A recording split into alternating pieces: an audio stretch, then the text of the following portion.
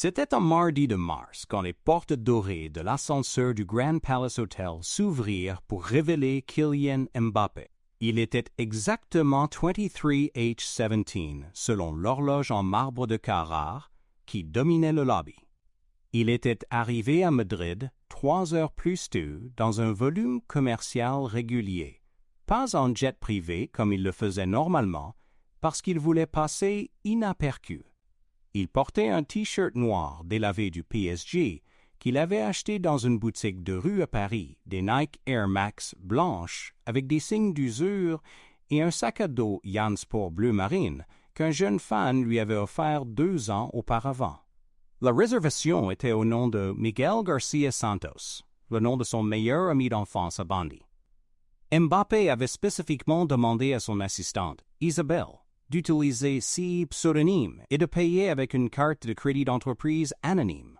Après des semaines de matchs intenses, incluant une défaite frustrante contre Barcelone en Ligue des Champions 3 jours plus tard, tout ce qu'il voulait était 48 heures de paix absolue, loin des caméras, des réseaux sociaux et des attentes constantes. Le Grand Palace Hotel, avec ses 5 étages d'opulence discrète au cœur de Madrid, était connu pour sa clientèle d'élite et sa discrétion absolue.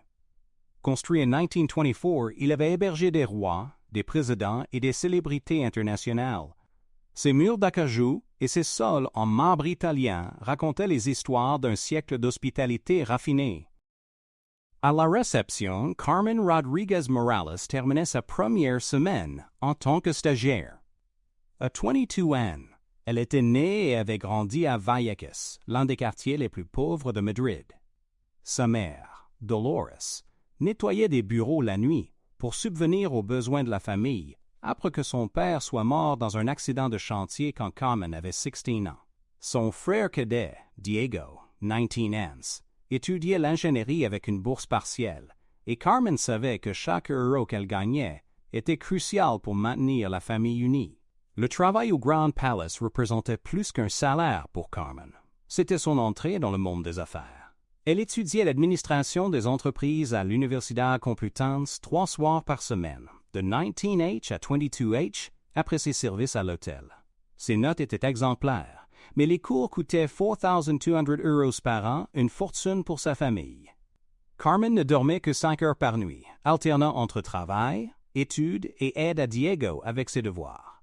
Eduardo Martinez Serrano, le superviseur de la réception, avait 45 ans et 15 ans d'expérience au Grand Palace.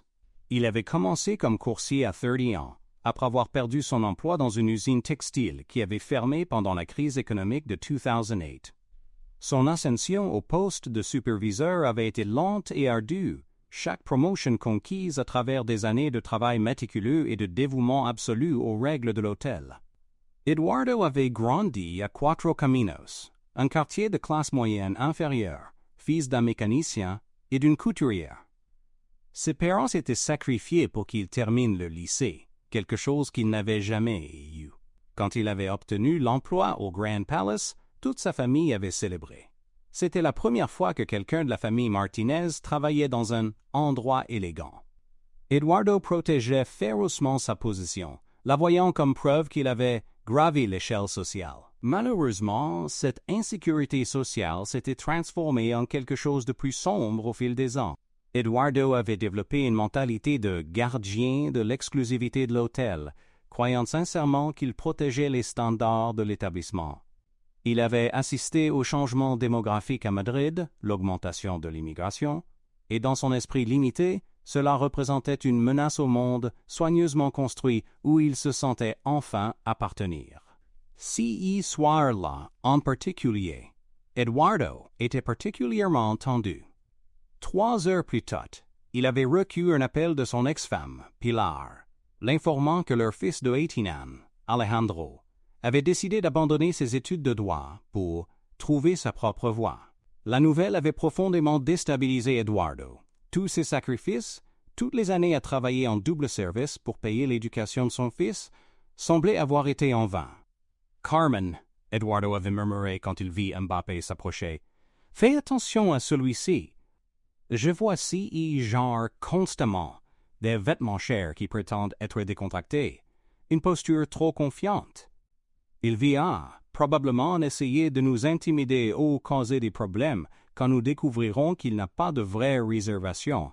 J'ai déjà vécu cas des dizaines de fois. Carmen sentia et son estomac se contractait. La semaine précédente, pendant sa formation, Eduardo avait partagé des histoires sur des tentatives d'infiltration.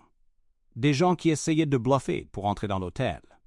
Certaines de ces histoires semblaient légitimes, d'autres mettaient Carmen mal à l'aise par la façon dont Eduardo décrivait les suspects. Mais elle avait désespérément besoin de cet emploi, et Eduardo était connu de la direction comme un employé exemplaire. Si qu'Eduardo ne savait pas, c'est que Carmen avait reconnu Mbappé immédiatement, pas par ses traits faciaux, qui étaient partiellement cachés par sa capuche, mais par sa façon de bouger. Diego était un fanatique de football et avait obligé Carmen à regarder des centaines d'heures de match au fil des ans. Elle connaissait la démarche caractéristique de Mbappé, la façon dont il tenait ses épaules, même la manière subtile dont il regardait autour de lui en évaluant l'environnement. « Bonsoir », dit Mbappé en espagnol fluide, sa prononciation ne portant qu'un léger accent français. Il avait appris l'espagnol à 12 ans quand il rêvait de jouer au Real Madrid. Il avait perfectionné lors de ses nombreuses visites à Madrid pour les matchs de Champions League. Eduardo se vaincre immédiatement, se plaquant entre Carmen et le comptoir principal. Ses 15 ans d'expérience lui avaient donné une confiance autoritaire qu'il exerçait surtout quand il se sentait menacé ou insécurisé. « Je suis désolé, mais je pense qu'il y a eu une erreur, » dit Eduardo, sa voix portant un ton de condescendance que Carmen reconnaît des fois, où il parlait aux employés de ménage aux livreurs. Ceci est un établissement 5 étoiles. Nos clients font des réservations des mois à l'avance à travers des agences spécialisées. Peut-être cherchez-vous l'auberge de jeunesse de la quai de Atocha. Les mots tranchèrent Mbappé comme des lames.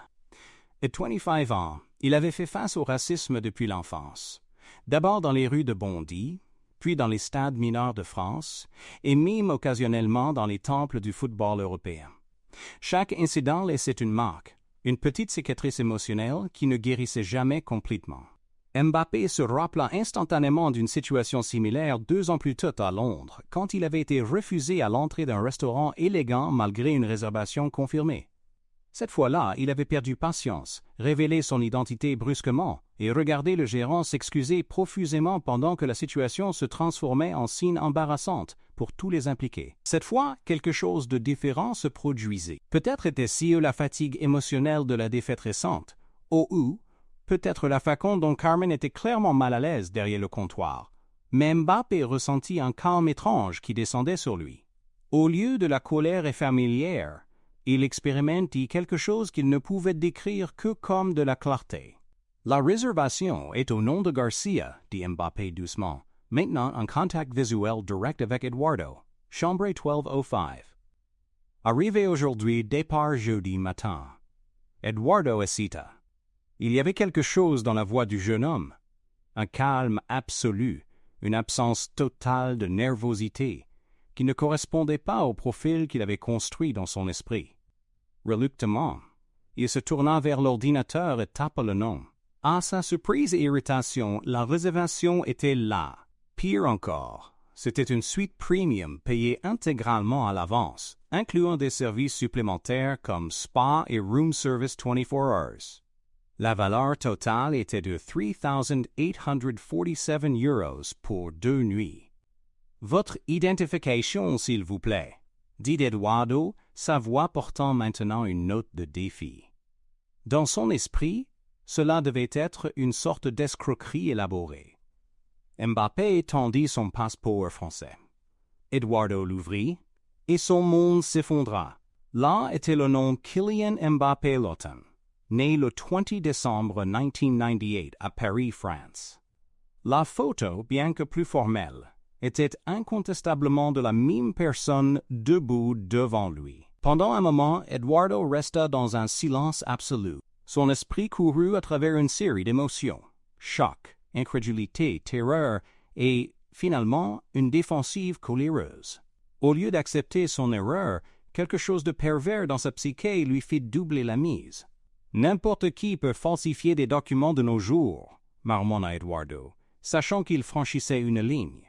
Surtout avec la technologie moderne, je vais avoir besoin d'une identification supplémentaire.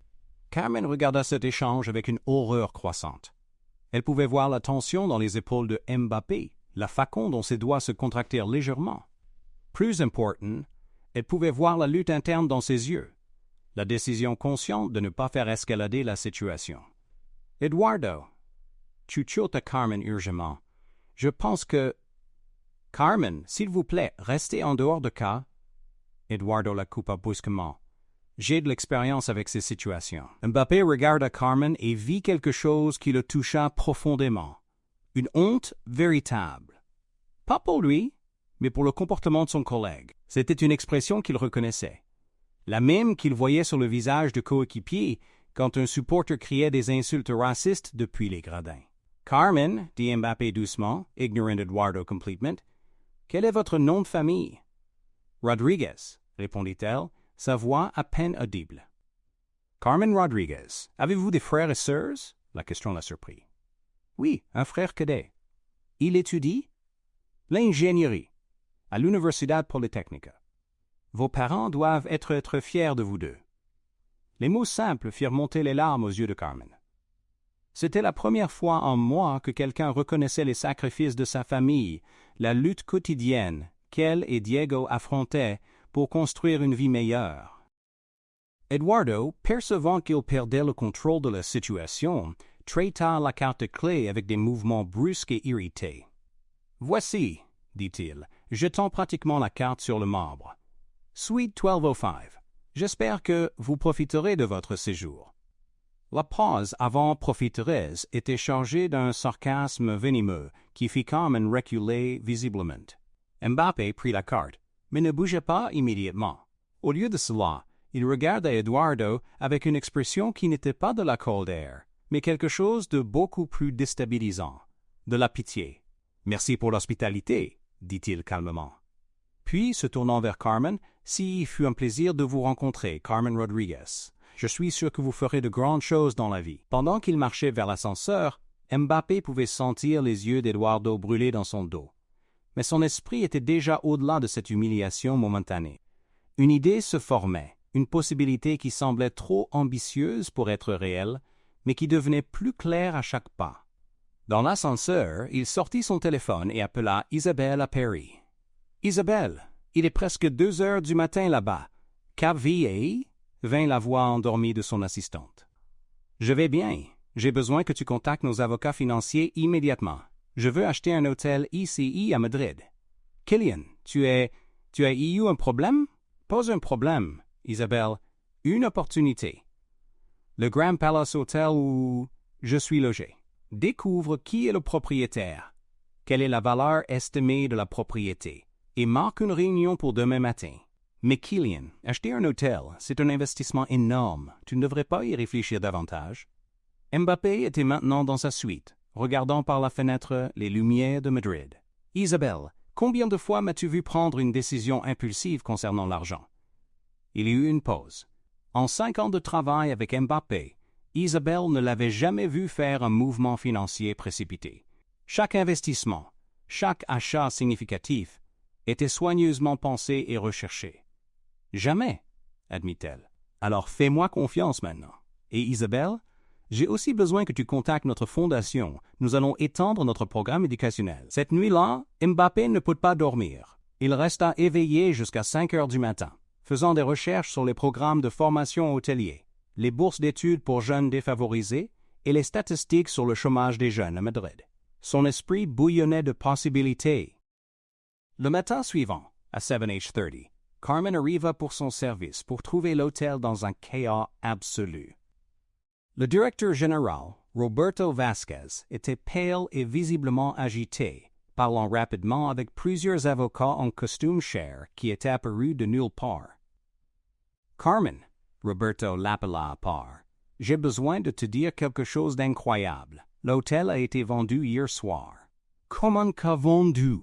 demanda Carmen, sentant son cœur sombrer. Les changements de propriété signifiaient généralement des licenciements massifs, surtout pour les employés nouveaux comme elle. Une offre a été faite à 2h du matin au Sr. Mendoza, le propriétaire, une valeur qu'il ne pouvait simplement pas refuser, presque le double de la valeur marchande de l'hôtel. L'acheteur veut implémenter des changements immédiatement et a demandé une réunion avec tous les employés à 10h. Eduardo arrive 15 minutes plus tard, encore inconscient de la tempête qui était sur le point de s'abattre sur lui. Il avait passé une nuit agitée, vaguement préoccupé par son comportement de la nuit précédente, mais principalement irrité par la situation avec son fils. À 10h précise, tous les 47 employés du Grand Palace Hotel étaient réunis dans la salle de conférence du 2e étage.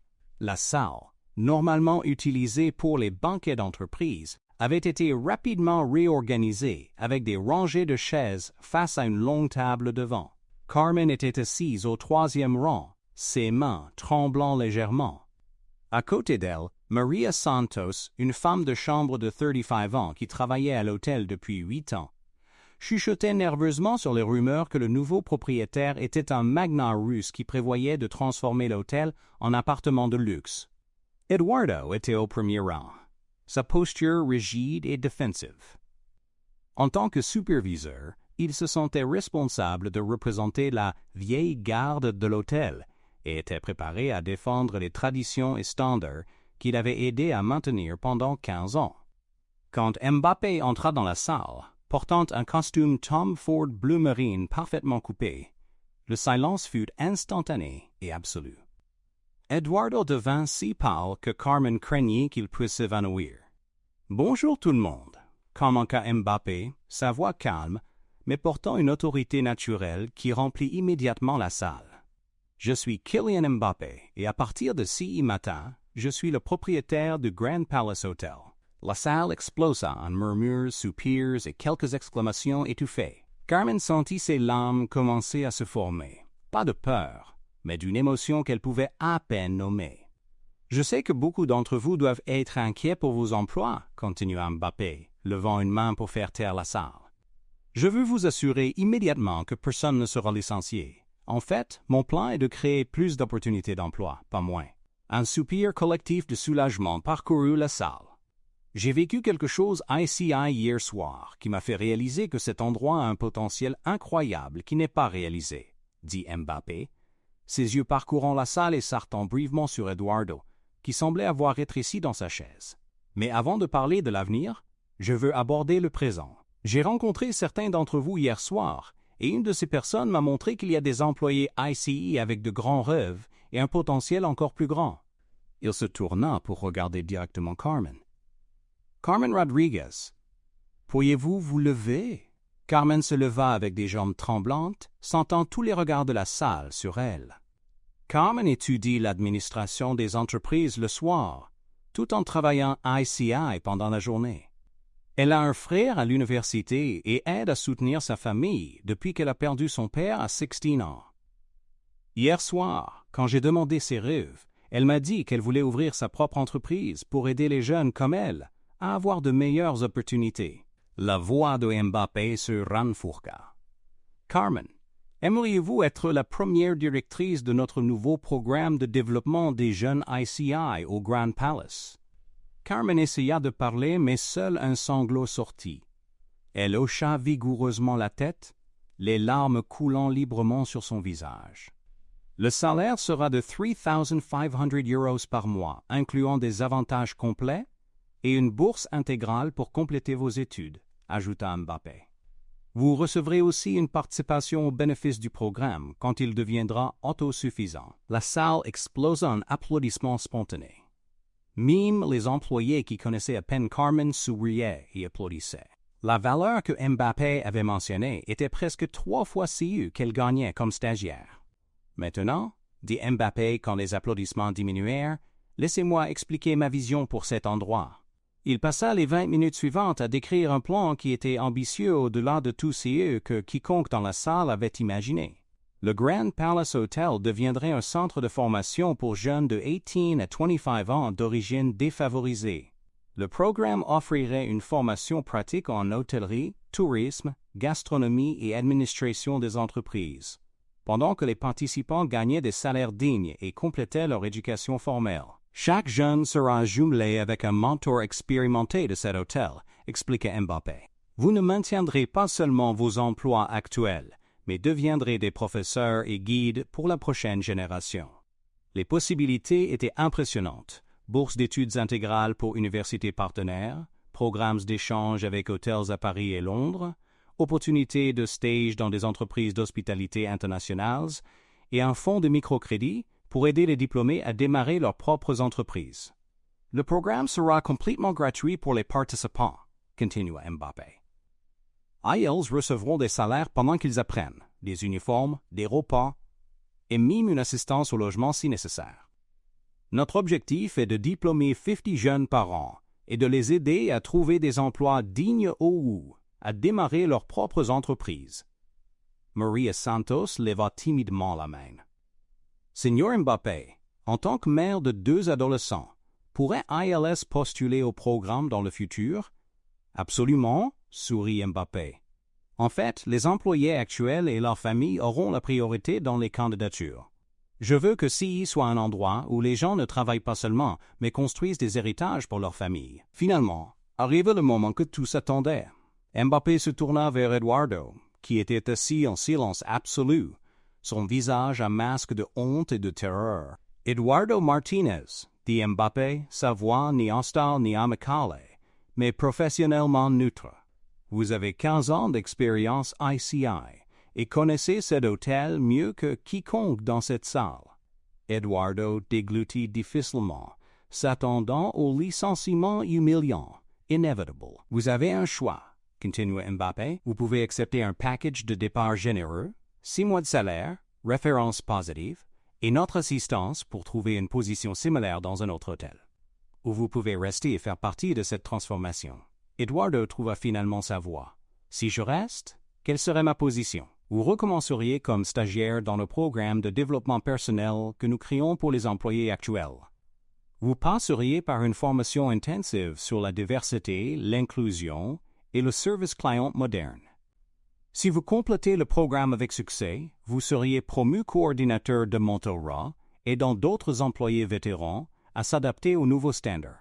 L'offre était simultanément humiliante et généreuse. Eduardo devrait admettre publiquement qu'il avait besoin de rééducation, mais recevrait aussi une chance de grandir professionnellement de façon qu'il n'avait jamais imaginée. Puis-je avoir un moment pour réfléchir? Demanda Eduardo, sa voix tremblante. Bien sûr, mais j'ai besoin d'une réponse avant la fin de la journée. Après que la réunion se termina, de petits groupes d'employés se formèrent dans le lobby, discutant avec animation des changements à venir. Carmen fut entourée par des collègues qui la félicitaient, incluant Maria Santos, qui l'embrassa avec des larmes dans les yeux. « Carmen, tu mérites qu'à, dit Maria. J'ai vu comment tu travailles, comment tu traites tout le monde avec respect. Tu vas être une leader incroyable. » Eduardo s'approcha hésitamment du groupe. « Carmen, dit-il, sa voix basse, puis-je te parler en privé? » Ils marchèrent vers un coin tranquille du lobby. Eduardo luttait visiblement avec les mots. « Je veux m'excuser pour CA qui s'est passé hier soir. Il n'y a aucune excuse pour la façon dont j'ai traité le seigneur Mbappé. Ou pour la façon dont je t'ai traité aussi, en fait. Tu as essayé de me corriger et je n'ai pas écouté. » Carmen étudiait le visage de l'homme plus âgé. Elle pouvait voir que son regret était sincère, mais aussi qu'il ne comprenait pas encore complètement l'ampleur de CE qu'il avait fait. « Eduardo, puis-je te demander quelque chose? Quand tu as vu le seigneur Mbappé hier soir, quelle a été la première chose qui t'est passée par l'esprit? » Eduardo hésita. « Honnêtement, j'ai pensé qu'il essayait de se faire passer pour quelqu'un qu'il n'était pas, qu'il essayait d'entrer dans un endroit où il n'appartenait pas. Et pourquoi tu as pensé que? » Parce que Eduardo s'arrêta, luttant avec une vérité qu'il n'avait jamais articulée. Parce qu'il ressemblait à des gens que j'ai toujours appris à voir comme différents, comme des menaces. Carmen hocha la tête. « Eduardo, tu as grandi avec certaines idées sur qui appartient à quels endroits. CE n'est pas complètement ta faute. Notre société enseigne ces choses. Mais maintenant tu as une chance de désapprendre ces préjugés. Tu penses que je devrais accepter l'offre du seigneur Mbappé? » Carmen réfléchit soigneusement avant de répondre. « Je pense que tu devrais accepter seulement si tu es véritablement engagé à changer, Pas pour l'emploi, mais parce que tu veux devenir une meilleure personne. Eduardo hocha lentement la tête. Mon fils m'a dit le mois dernier qu'il était gêné par certaines des choses que je disais sur les immigrants et les gens différents. J'étais en colère contre lui à l'époque, mais peut-être qu'il avait raison. Cet après-midi-là, Eduardo frappa à la porte du bureau temporaire que Mbappé avait installé au 3e étage. Quand il entra, il trouva Mbappé révisant des plans architecturaux avec Carmen et un architecte. « Seigneur Mbappé, j'ai décidé d'accepter votre offre. Je veux participer au programme de rééducation. » Mbappé leva les yeux des plans. « Êtes-vous sûr, Eduardo? CI ne sera pas facile. Vous devrez examiner des croyances profondément enracinées et peut-être découvrir des choses sur vous-même que vous n'aimez pas. Je comprends. Et je veux aussi m'excuser correctement pour CE qui s'est passé hier soir. Pas seulement parce que vous êtes célèbre ou riche, mais parce que je vous ai traité comme moins qu'humain. C'était mal, et je suis désolé.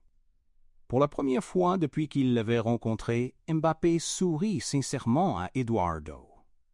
Nous apprécions votre honnêteté. Le programme commence lundi. Carmen sera une de vos superviseurs. Dans les 3 mois suivants, la transformation du Grand Palace Hotel fut remarquable. Carmen se jeta dans son nouveau rôle avec une énergie qui impressionna même Mbappé. Elle développa un curriculum de formation qui combinait des compétences pratiques d'hôtellerie avec l'éducation en communication interculturelle, résolution de conflits et leadership éthique. Le premier groupe de stagiaires arriva en juin. 20 jeunes entre 18 et 24 ans, chacun avec une histoire unique.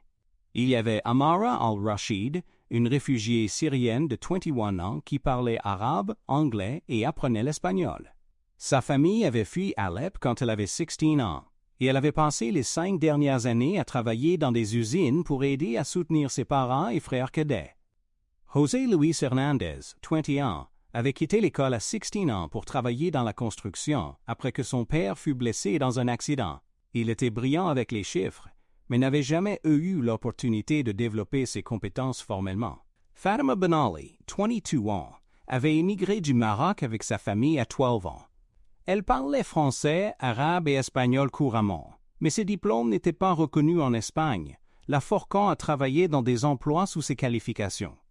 Carlos Restrepo, 19 ans, avait grandi dans le système d'adoption espagnol après que ses parents colombiens soient morts dans un accident de voiture.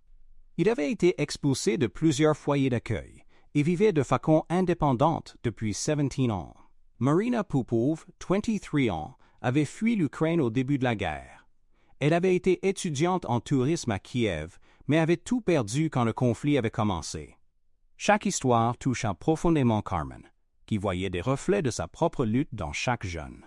Elle développa des programmes individualisés pour chaque stagiaire, prenant en compte non seulement leurs compétences et intérêts, mais aussi leurs traumatismes et besoins émotionnels. Eduardo devint un des étudiants les plus dédiés du programme de rééducation pour employés existants. 3 fois par semaine, il participait à des sessions avec une psychologue spécialisée en préjugés implicités, Dr. Ana Ruiz. Les sessions étaient difficiles, forçant Eduardo à confronter des décennies d'assumptions non questionnées. « Eduardo, dit Dr. Ruiz pendant une session particulièrement intense, vous avez grandi dans une société qui enseignait que le succès signifiait appartenir à certains groupes et exclure d'autres. Votre travail maintenant est de désapprendre ces leçons et découvrir qui vous êtes vraiment quand vous n'êtes pas défini par la peur ou l'insécurité. » La percée vint en out. Amara luttait avec une plainte d'un client français qui était particulièrement difficile concernant son accent arabe. Le client avait exigé de parler avec quelqu'un qui parlait vraiment français, et Amara était visiblement perturbé. Eduardo, qui était proche, s'approcha de la situation. 6 mois plus tôt, il aurait probablement été d'accord avec le client. Au lieu de cela, il s'adressa au Français dans son espagnol prudent mais clair. « Seigneur, je suis Eduardo Martinez, coordinateur du service client. Amara parle parfaitement français, en plus de l'arabe et l'espagnol. Si vous avez une plainte spécifique sur le service, je serai heureux d'aider. Mais nous ne tolérerons pas de commentaires irrespectueux sur notre personnel basés sur leur origine. » Le client français, clairement surpris d'avoir été confronté, marmonna une excuse et se retira. Amara regarda Eduardo avec des larmes dans les yeux. « Merci, dit-elle simplement. Ce soir-là, Eduardo appela son fils Alejandro pour la première fois en moi. « Hijo, tu avais raison sur certaines des choses que j'ai dites. Je veux m'excuser et je veux que tu rencontres des gens incroyables où je travaille. » Le programme gagna rapidement l'attention nationale et internationale. Des journalistes de toute l'Europe venaient documenter la transformation du Grand Palace. Un documentaire de la BBC intitulé From Prejudice to Promise, The Grand Palace Revolution, fut diffusé en octobre et gagna des prix internationaux. Plus important que l'attention médiatique furent les résultats réels. Amara devint courante en espagnol en 6 mois et fut promu superviseur du département des relations internationales. José Luis découvrit une passion pour l'analyse financière et fut accepté dans un programme universitaire de comptabilité avec bourse intégrale. Fatima utilisa ses compétences linguistiques pour développer des matériaux de formation multilingues qui furent adoptés par d'autres hôtels à Madrid. Carlos, qui avait lutté avec des problèmes de confiance dus à son passé dans le système d'adoption, trouva sa vocation dans le département des événements. Sa capacité à se connecter avec les clients qui se sentaient déplacés ou nerveux le rendit invaluable pour les mariages, conférences d'entreprise et autres événements importants. Marina, malgré le traumatisme de la guerre, devint une des stagiaires les plus dédiées. Elle développa un programme spécial pour héberger les réfugiés qui visitaient Madrid, offrant non seulement l'hébergement, mais des connexions avec les services sociaux et opportunités de travail. En décembre, Mbappé retourna pour la cérémonie de graduation de la première promotion.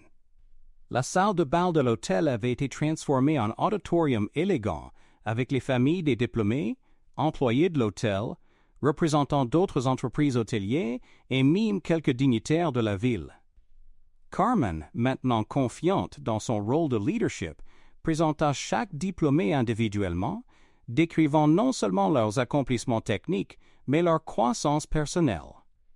Quand vint le tour d'Eduardo de parler, représentant les employés existants qui avaient complété le programme de rééducation, ses mots furent simples, mais puissants. Il y a 6 mois, j'étais un homme plein de peur et de préjugés. Je croyais que protéger mon petit monde signifiait exclure les gens qui étaient différents de moi. Ces jeunes m'ont enseigné que mon monde ne devient pas plus petit quand d'autres personnes y entrent. Il devient plus grand, plus riche, plus beau. Il regarda directement Mbappé. « Seigneur Mbappé, quand vous avez été manqué de respect dans cet hôtel, vous auriez pu nous détruire avec un coup de téléphone. Au lieu de cela, vous avez choisi de nous reconstruire. Vous nous avez donné quelque chose de plus précieux que des emplois.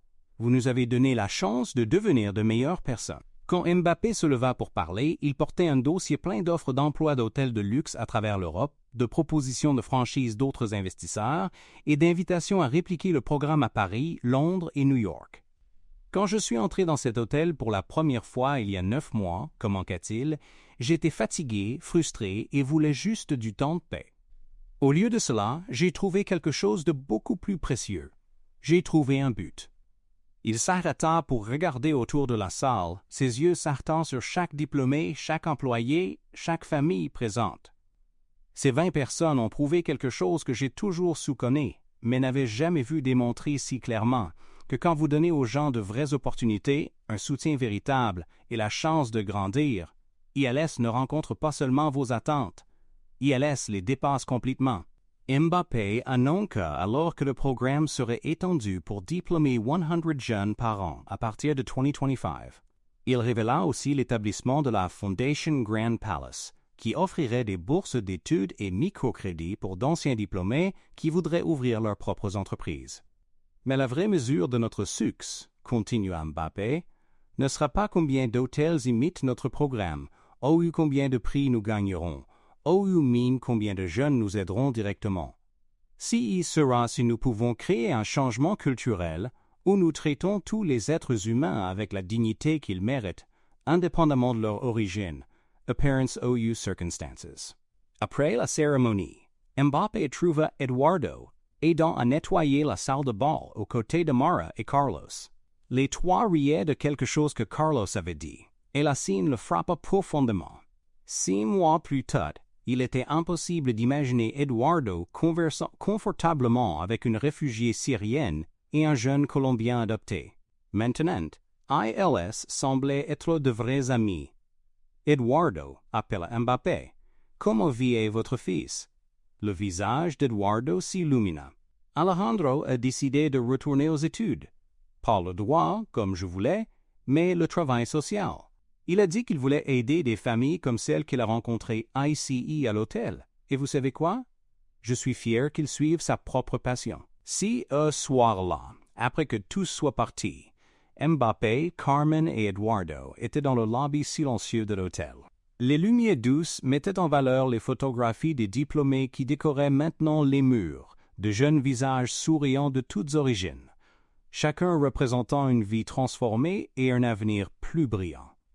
« Carmen, dit Mbappé, vous souvenez-vous de CE que vous m'avez dit la première nuit sur vouloir aider des jeunes comme vous? » « Bien sûr. » « Mission accomplie? » Carmen sourit, mais secoua la tête. « C'était juste la première promotion. Nous avons déjà 127 candidats pour la suivante. Et j'ai reçu un appel d'un hôtel à Barcelone qui veut implémenter un programme similaire. Aussi d'un à Lisbonne et un autre à Marseille. « Et vous, Eduardo? » demanda Mbappé. « Avez-vous encore l'impression de devoir protéger les standards de l'hôtel? » Eduardo réfléchit soigneusement avant de répondre. « Je me soucie encore des standards, mais maintenant je comprends que les vrais standards concernent la façon dont nous traitons les gens, pas qui nous excluons. Nos standards maintenant sont plus élevés qu'ils ne l'ont jamais été. » 2 ans plus tard, le modèle Grand Palace avait été implémenté dans 12 hôtels dans 7 pays. La Fondation Grand Palace avait accordé plus de 3 millions d'euros en bourse d'études et microcrédits. Plus de 400 jeunes avaient diplômé du programme avec un taux d'emploi de 94% et un taux de création de nouvelles entreprises de 23%. Carmen avait complété son MBA avec spécialisation en développement social d'entreprise, écrit un livre sur les modèles d'affaires inclusifs et était devenue une conférencière recherchée internationalement. Elle travaillait encore au Grand Palace, mais maintenant comme directrice européenne du développement des talents. Eduardo était devenu le visage humain de la transformation possible.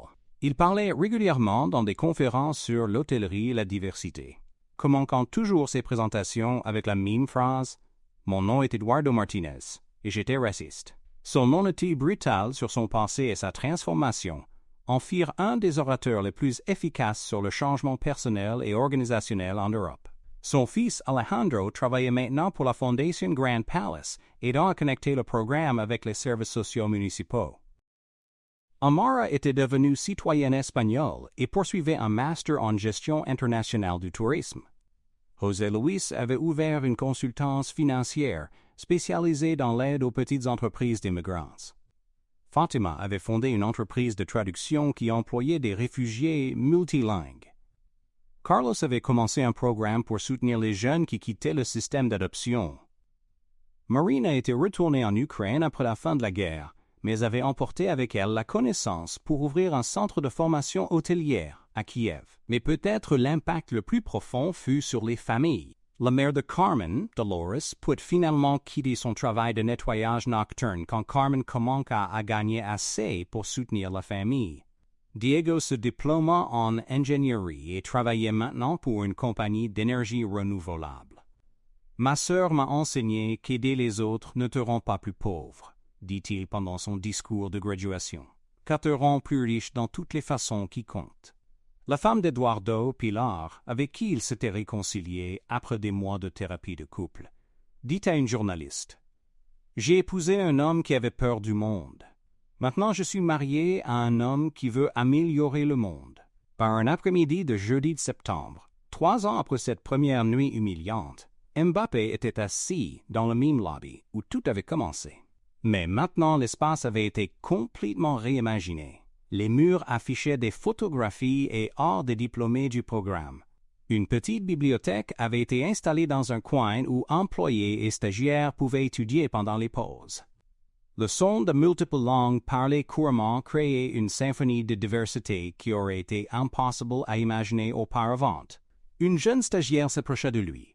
Yasmine, une réfugiée afghane de 20 ans qui était dans son 3e mois du programme. Señor Mbappé, dit-elle en espagnol encore hésitant, puis-je vous poser une question? Bien sûr, Yasmine. Pourquoi avez-vous fait tout cela? Pas seulement le programme, mais pourquoi avez-vous choisi d'aider des gens comme nous? Mbappé sourit, se rappelant toutes les fois qu'il avait été questionné sur sa motivation, par des journalistes, investisseurs, autres célébrités, même par sa propre famille. Yasmine, puis-je vous poser une question en retour? Elle hocha la tête. Quand vous êtes arrivé ici il y a 3 mois, croyez-vous que vous méritiez cette opportunité? Yasmine hésita. Honnêtement? Non. Je pensais que je prenais une opportunité à quelqu'un de plus qualifié. Et maintenant? Maintenant, je comprends que CE n'est pas une question de mérite. C'est une question de potentiel. De CE que nous pouvons devenir quand quelqu'un croit en nous. Exactement, dit Mbappé. J'ai fait cela parce que chaque personne sur cette planète a un potentiel de grandeur. Parfois, tout CE dont nous avons besoin est de quelqu'un pour nous montrer que CE potentiel vaut la peine d'être investi. Ce soir-là, Mbappé recut un message texte inattendu. C'était d'un jeune joueur de football brésilien qu'il n'avait jamais rencontré. « Señor Mbappé, mon nom est João Silva. Ma sœur est diplômée du programme du Grand Palace l'année dernière et a maintenant sa propre entreprise. Je voulais que vous sachiez que vous n'avez pas seulement changé sa vie, vous avez changé la vie de toute notre famille. Merci de nous montrer que le football peut être bien plus que marquer des buts. » Des messages comme celui-ci arrivaient toutes les semaines de toute l'Europe. Des parents remerciant pour les opportunités données à leurs enfants. Des jeunes qui avaient trouvé but et direction. Des employés d'autres hôtels qui avaient implémenté des pratiques plus inclusives après avoir visité le Grand Palace. Mais le message qui toucha Mbappé le plus profondément vint d'une source inattendue. Eduardo. Kylian, disait le message. Eduardo s'était finalement senti à l'aise d'utiliser le prénom de Mbappé après 2 ans de construction de relations. Aujourd'hui, Alejandro m'a appelé pour dire qu'il avait été accepté dans un programme de master en développement international. Quand j'ai demandé CE qui l'avait inspiré à suivre CE chemin, il a dit « Papa, je veux être comme toi. » Quelqu'un qui a appris à transformer ses erreurs en opportunités d'aider les autres. Je ne peux pas exprimer si et que signifie d'avoir mon fils fier de la personne que je suis devenue, au lieu d'être gêné de la personne que j'étais. Merci de m'avoir donné une seconde chance quand je n'en méritais aucune. En lisant le message, Mbappé se rappela la colère qu'il avait ressentie cette première nuit, l'impulsion d'humilier Eduardo de la même façon qu'il avait été humilié. S'il avait suivi cette impulsion, rien de cela ne serait arrivé. Eduardo serait encore le même homme plein de préjugés. Carmen lutterait encore pour payer ses cours du soir. Des centaines de jeunes chercheraient encore des opportunités qui ne viendraient jamais. La vérité que Mbappé avait apprise et qu'il essayait maintenant d'enseigner à d'autres à travers son exemple était simple mais profonde. Le cercle vicieux d'humiliation et de vengeance ne peut être brisé que quand quelqu'un choisit consciemment de le transformer en cercle vertueux de croissance et d'opportunité. Le Grand Palace Hotel était devenu plus qu'une entreprise réussie au UMIM, un programme social admirable. Il était devenu un symbole de possibilités et preuves vivantes que même, dans les moments les plus sombres de préjugés et d'exclusion, nous pouvons choisir de construire des ponts au lieu de murs, créer des opportunités au lieu de barrières et répondre à la haine avec une force encore plus grande, l'amour en action. Sur le mur derrière la réception, où il y avait autrefois seulement une horloge chère, était maintenant une plaque simple, avec une citation qui était devenue la devise non officielle de l'hôtel. La vraie grandeur n'est pas de ne jamais tomber, mais dans la façon dont nous choisissons de nous relever, et dans combien de personnes nous aidons à se relever avec nous. 3 ans après cette nuit transformatrice, Kylian Mbappé avait appris que parfois les plus grandes victoires n'arrivent pas dans des stades bondés avec des millions qui regardent. Parfois, elles arrivent dans des lobbies silencieux d'hôtels, une personne à la fois, une seconde chance à la fois, un choix courageux à la fois, jusqu'à ce que le monde devienne un peu plus juste, un peu plus bon, et beaucoup plus rempli de possibilités pour tous.